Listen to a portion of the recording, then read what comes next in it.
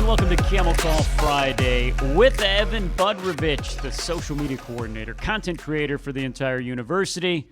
After 6 years as the assistant director of broadcasting, digital media, and social media with Campbell Athletics, Evan Budrovich. I'm Chris Haymeyer. I haven't given you your due with all your titles, so there you go. Well, in our 6 years together, my title changed every 6 months. That is true. I tried to weave it all into that. I put you the assistant director of broadcasting, digital media, social media, content creation, voice. Well, you and I both joked that over the years we all did so many different things. That's true. That titles were just ambiguous. They were just there for the website. We both were always doing something. True. Speaking of Title IX. Obviously, we are celebrating the 50th anniversary of the landmark ruling that changed. It's tied a lot to athletics. Of course, it has done so much for education. We are bringing it up because we should, and we celebrate it. And, Evan, a fantastic article about a lot of women in the university, but you spend a lot of time in the athletic department and really focused on 5 very special women. This was athletic important because it really started with athletics, to your point. So I went back to a woman who has literally seen the entire 50 years of Title IX, Wanda Watkins. First female scholarship athlete here on campus. First full-time assistant coach on campus who was female. And then, of course, the female head coach for 35 years of women's basketball. And obviously there were stories she mentioned about taping her players' ankles and conducting the band and being a teacher while being a coach. And the way she put it best was, most of the time when I was coaching, it was the benefit of my job. My 98% of my job was teaching and grading papers and being a part of the school. And then it was, oh, by the way, you can coach this Division I women's basketball team, which just gives you perspective. Right now there's coaching staffs with 5 assistants and all this. And at that point, she had GAs, players helping coach, and it was all her. And she'll reference a lot of people that help her out, but that's the start of the run. And then I lean on women in leadership positions here. I think of Jackie Knight, who, when I did the research, there's less than 20 Division I female head athletic trainers in all of Division I sports. And, you know, when Campbell was non-scholarship, she notes that it was more common to have females run the football program, but when you look across the landscape, female head ATs are few and far between. And those that run a Division I football team, even more than the 20 you talked about that run the whole department. And the nugget in the story we talk about is for pro days, the scouts show up and they say, where's your head athletic trainer? Where is he, right? And that accidental, oops, I meant she and I said he, and, you know, without even saying anything, Jackie just walks up and says, here I am. I'll answer your questions. And she's been doing this now for a decade as the head of football, and started under Wanda Watkins, fittingly, with the women's basketball team, so it all came full circle. I then focused on coaches.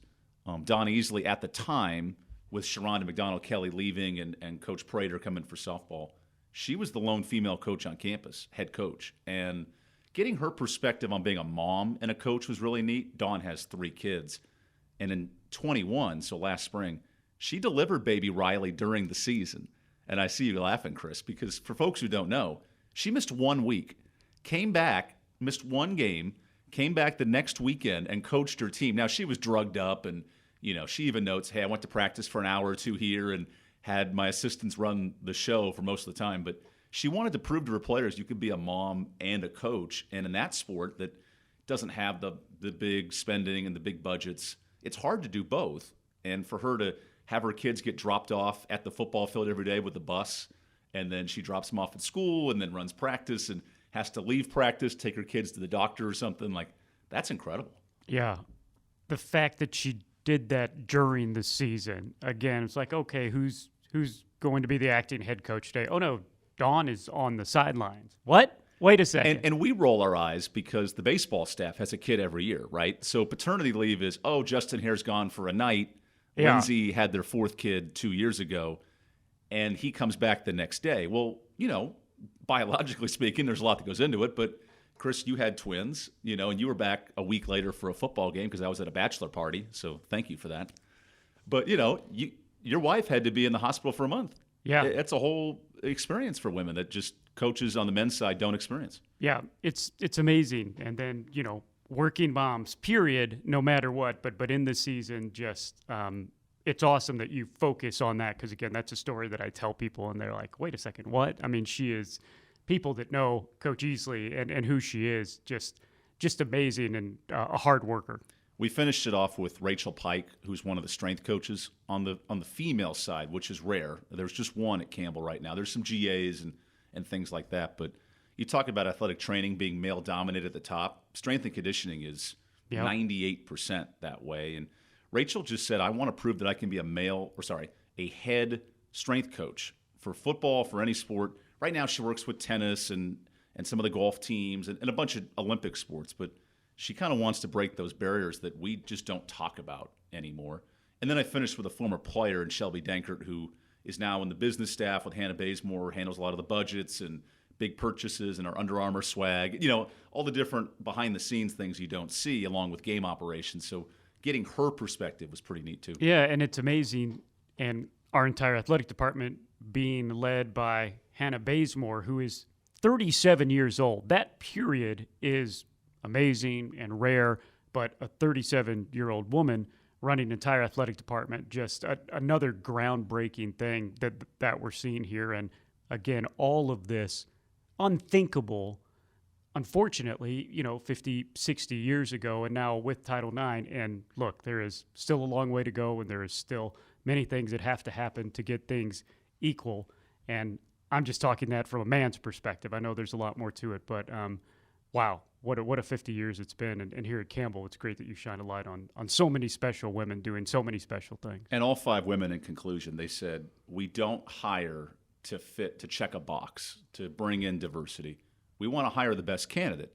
And it's proven across these different departments that there are talented people from all different backgrounds, all different male, female, age groups, like you mentioned with Hannah being so young as an AD. And it's just whoever is available and the best option. Well, women's sport get a spotlight this Saturday. No football. Campbell will be back at home starting 3 straight home Saturdays next week, but no American football. We have football as our women's soccer team unbeaten through for the last 5 games. They take on Winthrop. We're already in conference play. That's Saturday night at 7. It'll be on ESPN+. But the women's soccer team on a run and getting hot at the right time is we're starting last year in the Big South Conference with one of our fall sports already. Last 2 years, tournament title, lose in the tournament final. This team has that expectation again. Now, the result at Radford's tough because they outplayed Radford. They had better opportunities.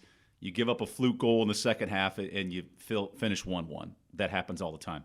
What's good about this team is they've only allowed 1 goal in that unbeaten streak. Amazing. So when the defense is really good and they're starting to score more, and Coach Gross has been very high on this team from the start, but that's where having 7 to 8 senior starters helps them so much because they have been down this road a bunch. We are diving into women's sports now as our you. swims team ends up starting their first meet of the year. It'll be 11 a.m. here at home on Saturday, so a good chance to see them. And coming up a little later on in the Friday podcast, we talked to Pascal Molinard, who you want to talk someone who has taken a similar path, nothing to do with Title IX, but he was the recreation director here at Campbell before they had a women's swim team. And when I say recreation director, that means he was running intramurals. He was running the rec center, which was the old basketball gym in Carter Gym, and then they built a pool. He ran that too. So he was the aquatics director, the recreation director, and then, and the story is great, he'll tell it, but the AD basically came and said, next season we're starting a women's swim team. You're going to be the coach. Luckily, they took away recreation, but it just shows you there's a lot of things that have changed in this world, and we talk about a lot on the podcast, but boy, Campbell has changed a lot as well in their resources and what they ask people to do. It reminds me how the golf program started. Hey, John Crooks, you can have a women's golf team, but you have to find players in the cafeteria. Right, and that's what we talked about a couple of weeks ago. It's so he's coming up a little later on the podcast, and just like everybody in athletics, he has built a program and a successful program. By the way, can I have one qualm on this podcast? Okay. So the football coaches are traveling this week recruiting. Sure. 2 coaches, Patrick, the recruiting guru, and then Coach Harris, they're in California. Now, they didn't invite me to California to recruit these kids. Where you're from. I could have given them some inside scoop. Now, they're smart coaches, but maybe on the next trip you can add me to that, Coach. Thanks. That's right. They go everywhere to get these players now, which is sensational. Our men's soccer team going all the way down to USC upstate. Fantastic result. UNC Greensboro, ranked in the top 15 in the country, and Campbell shut him out 1-0. Jamie Lamb had a post-game quote on Thursday, and he said, this team needed to learn how to win again. They had a winless streak over the last 3 matches. It's a really good program. We've told you that. And last year they started the season, top 25 win over Greensboro, and then won like 6 straight. So you'd think with how the conference is, they could keep this rolling. Now, upstate, they played South Carolina really well, who beat Campbell. They played Clemson really well, so they're no fluke, but they're one of the top-tier teams. I think Campbell will continue this run. Men's golf is going down to Alabama. And then, folks, we talked about Saturday. You get a chance to see women's swimming. You get a chance to see women's soccer. But get your rest Sunday, the first part of the week, because it is Campbell Palooza over the next 2 weeks, the next 2 weekends, an exclamation point on homecoming that, by the way, is in just 2 weekends. But here's what's going on next weekend. We've got a women's soccer game on Wednesday, then volleyball Friday night, women's swimming, volleyball, men's soccer, football, all on Saturday, October 1st. And then the next weekend, homecoming weekend, women's soccer on Friday, volleyball, football, men's soccer, and all on. And we've got wrestling, black and orange as well, all on, and a parade and Alumni Village and the Camels back on campus. Yeah, every fall sport and some of our winter sports you will get to see. Except cross country, that again, no home meets or everything like this. But the next 2 weekends are going to be incredible here to see these teams all in conference except the football team. But just sensational how we'll really build up to what's going to be another good homecoming. I don't want to sleep on the homecoming festivities either, because the parade, the camel, the flyover, there's just a lot of pictures on Main Street. People show up at 8 a.m. for the alumni tailgate. They're going to have the golden generation of 50 years of alumni at the Alumni House by the Union. So you get here at 9 a.m. and then stay till 4 for kickoff. And then at halftime, great performance from the band. You get to see famous alumni being honored on the field. So it's a 9 to 9 type of day. And then 8 o'clock after the football games ends, the American football game, you go over to football at Eakes. The men we'll be playing Asheville. Do you remember the year we launched fireworks homecoming weekend at the soccer match? Yep. It was a lot. And a lot of people that are listening to this podcast and that went here 20, 25, 30 years ago, homecoming was centered around soccer. And that's how big it is and how big of a program it's been and everything like that. They'll be celebrating 60 years of Campbell men's soccer. How good of a swimmer are you? I mean, I did go to a Kai swim school when I was 4, which was like the California swimming school in the area. You know, you got to learn how to dive right in. I'm not an elite swimmer. Greg Gorel used to swim laps twice a week in the mornings. You want to talk probably the coach that's the best well-rounded athlete. Mike Minner might have something to say about that, but he was a tennis star as well. But, yeah, swimming, it is the most grueling of sports. Maybe swimmers and wrestlers, and maybe that's why they get along so well. It's just, okay, go into the pool, swim 2 miles in the morning, you swim at night. The endurance and the conditioning you have has to be, I mean, it's just out of sight. And when you go to the Johnson Aquatic Center, dress lightly. It is warm, it's sticky, there's good energy. The girls are all into it. They bring the signs, and you hear Pascal saying, whoop, whoop, like timing their rhythm in the pool. It's really neat. I didn't think we were going to hear that sound on the podcast. It is. If you hadn't been to a swim meet, look on the schedule, gocamels.com and go to one, because it's fun and it's amazing how fast they swim. I can swim. I'm not a very fast swimmer. Speaking of swimming, he was in a French Olympic trial. Our head coach, Pascal Molinard. And it happens after this. You're listening to the Friday Camel Call Podcast.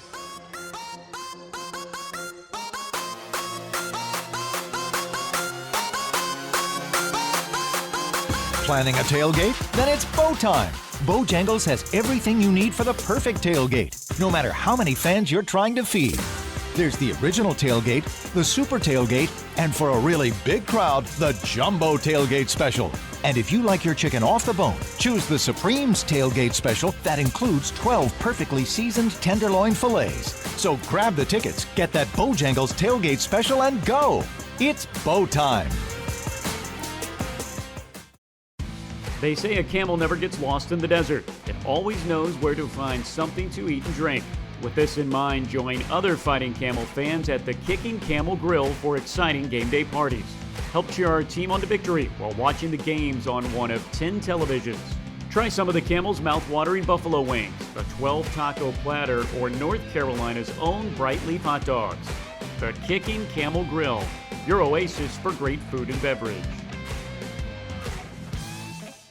Hi Campbell fans, I'm Christy Yarbrough with RE/MAX United. Thinking about buying or selling or know someone who is? Let me help you make the right moves. It's important to work with the right agent with local knowledge and cutting-edge experience. I can help ease the pains of the buying or selling process by guiding you through the steps. Whether it's connecting you with the right lender, home inspector, handyman for those undone projects, staging and prepping your home for sale, or helping you find the ideal home that fits your family's needs. Visit my website for more information at christy.remaxagent.com.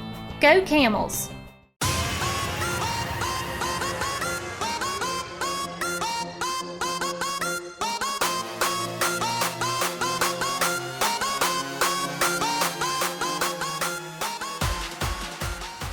Welcome back to Camel Call Friday. It is swim season. They have a season that starts in the fall, goes through the winter, ends sometime in the spring, and it is my pleasure to have the head coach of the Campbell women's swim team, now in his 18th year, Pascal Molinard, to be here with us today to talk about his team beginning the season this weekend at home, Saturday, 11 a.m., right here on campus. And first of all, Coach, I know you've been doing this for a long time, but what is it like just a few days before the first meet of the year? Excitement, little butterflies, happy to see all those ladies coming back, getting them in shape, seeing the new freshmen. We have 15 of them this year, so it's a large group. I'm so excited to see how well they do and teach them to see how they perform. And the first meet is always questionable. We ask ourselves questions and we change things around and we move things around. But it's exciting because that's where it all starts. During the summer, you anticipate that, and finally it's here. So it's great. Coach, usually when you're dealing with so many youngsters and you have 15 freshmen who are new to the program, that can give coaches some sleepless nights. But I know already talking to you at the beginning of this school year, you're excited because not only do you have youth, but you have a lot of talented youth. A lot of talented young ladies. I mean, they are everywhere. We have 36 swimmers this year, and I would say every one of them have some kind of talent, and it's up to them to develop and to see how much they want to get better. We have those freshmen, they look great in the water. They already at practice, they really took over. Some of them took over the practices and stuff. So I am, it's really fun. It's fun time to be a Camel. You also have some very experienced and very talented returners as well. Tell us about some that have been here for a little while that you're expecting big things from in the water. Well, we have Colleen Renshaw, and with her leadership, I think I expect a lot of things from her. Erica, Lucy, also. We have Malin. She's a junior. We have some great sophomores, Isabella Gassi, Piper Burton, Kelly Knox. I mean, those girls, they're great leaders. Brenna, great leaders. So we are hoping that they are just going to take that leadership and help those youngsters to move on. And we are getting ready also because we have that a year of finding out for the CAA. So all of it is important to show what we can do in the future. So that's always the excitement. Coach, you lead me into our next question. Right now, even though the majority of teams in the Big South of our teams are in the Big South, you are not. You are in something called the Coastal Collegiate Sports Association, CCSA. It's for a bunch of Division I swim programs that don't have a conference that supports swimming. You are finally going to have a home as the CAA. They support swimming. Thank you. We have a home, finally. We have been waiting for that for a long time. Yes, it's sad sometimes in the prior years that we are not part of the Big South, the Sasa Cup. When they talk about the Sasa Cup, the banners and all this, and we are not part of it. But finally, we'll be able to really focus on those teams from the Colonial Athletic Association, and that will help us, I think, with recruiting, with the quality, but also, overall, the mental to be part of the family, the Campbell family. It'll be sensational, Coach. And you've been here for 2 decades. This is just one of the many changes that you've seen with this swim program. Tell me about your journey, because you were here at Campbell before you were head women's swim coach. Yes, I came in 1991. And I came as a recreation service director and aquatic director. So I was in charge of intramurals. The Carter Gymnasium, I was in charge of that. And I remember doing a lot of things down there with intramurals. And eventually, under the leadership of Tom Collins, the athletic director back then, we decided to get a women's swim team. And I remember very well the first day that they made the decision. It was funny because that happened it was in about November, and he says, "Okay, we have a swim team next year. You are going to be the coach. Welcome. We are part of the Northeast Conference." That was a Northeast Conference, and by the way, we start next year, so you need 12 swimmers next year. And I'm like, okay.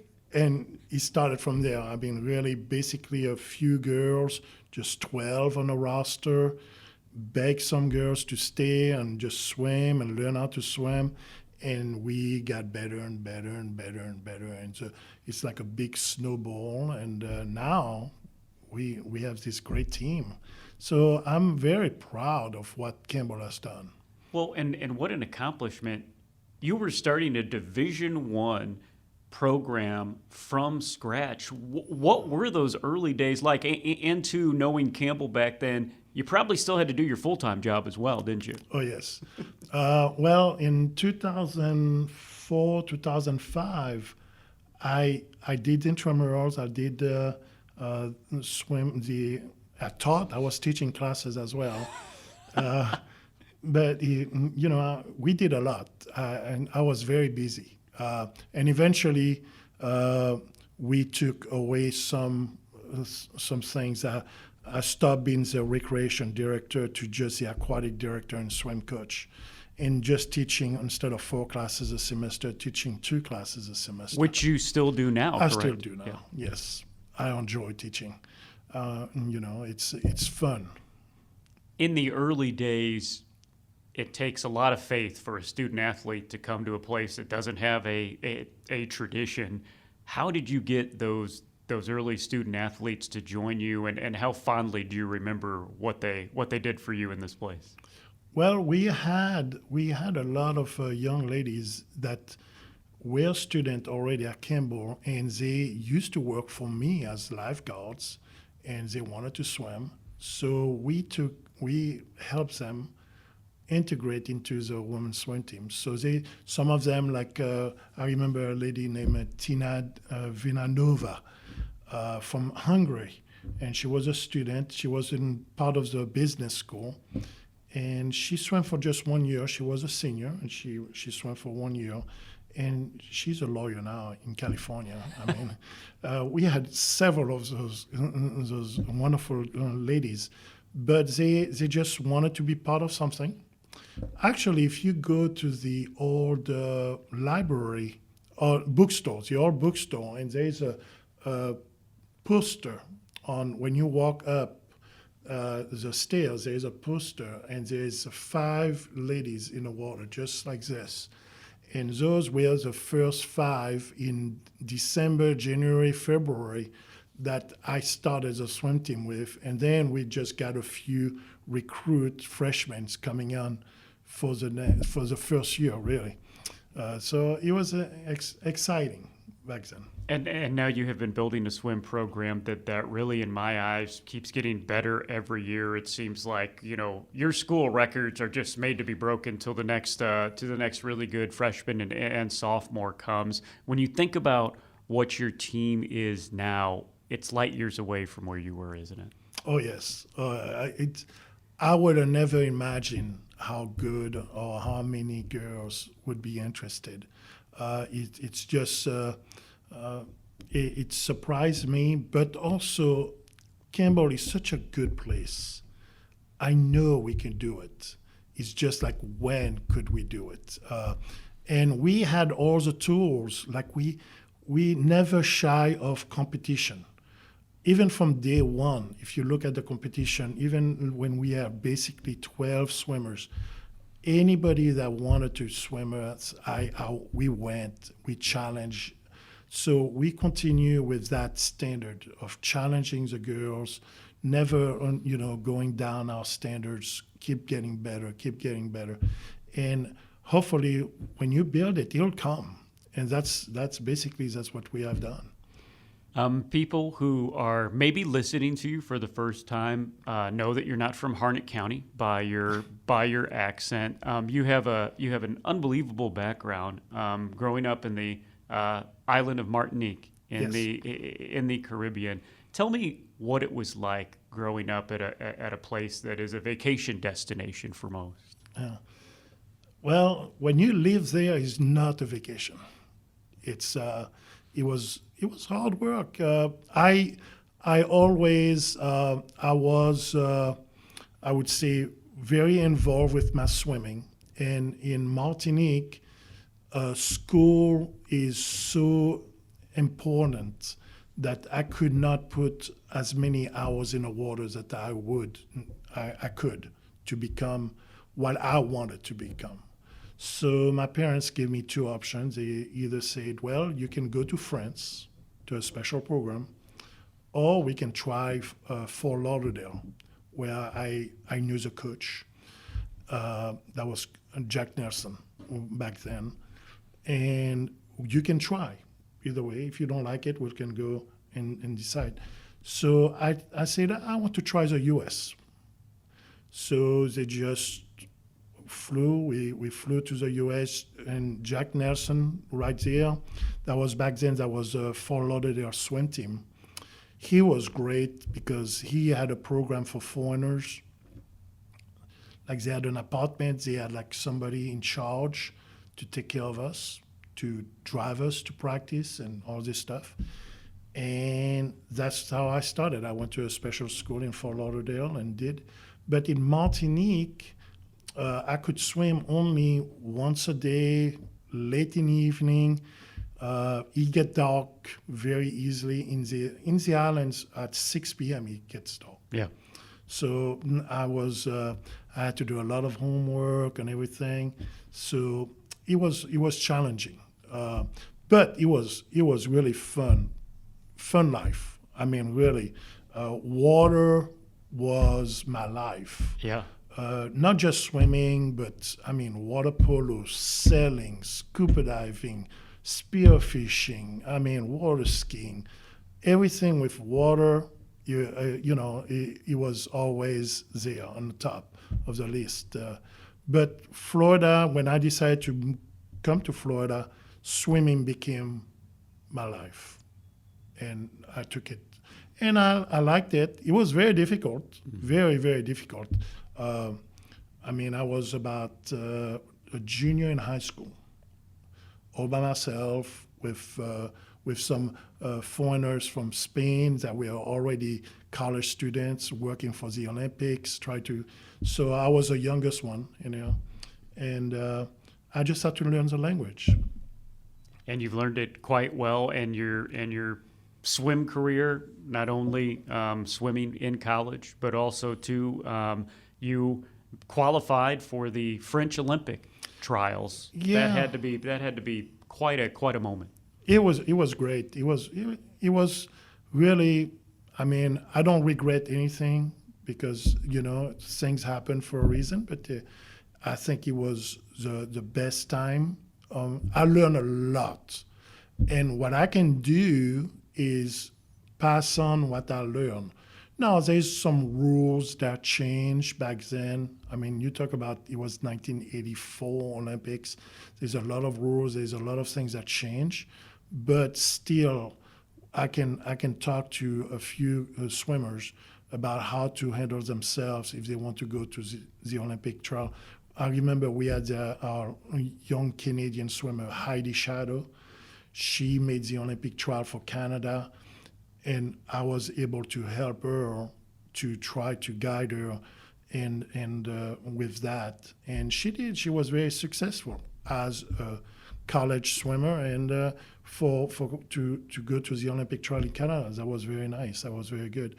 I was lucky. My cousin swam for UNC Chapel Hill in 1991, 92, 93. So I was able also to help him, guide him with the French team, because being from France, to be able to get him to go to, I believe he went to 3 Olympics for France. Wow. Yeah. So anything I can do to help, that's what I'm here for. And that's really the reason why I've been here at Campbell 30-something years, is because Campbell allowed me to help all those people. And I noticed there's a lot of people that we help to go through, from high school kids to, being a lifeguard and stuff. And all those young ladies that come in after 4 years, it doesn't stop there, continue. So it's a beautiful journey. Let's put it this way. Well, we are glad that you have shared your beautiful journey with us. We're glad you're here going on 2+ decades. And thank you so much. And good luck on the upcoming season that starts on Saturday. Thank you very much, Grace. I appreciate it. He is the head coach of our women's swimming team, Pascal Molinard, and he will start season number 18 coming up this Saturday at 11 a.m. Admission is free at the Aquatic Center. That'll do it for Camel Call Friday. Our thanks to Evan Budrovich and for the first segment, Pascal, and you have a wonderful weekend.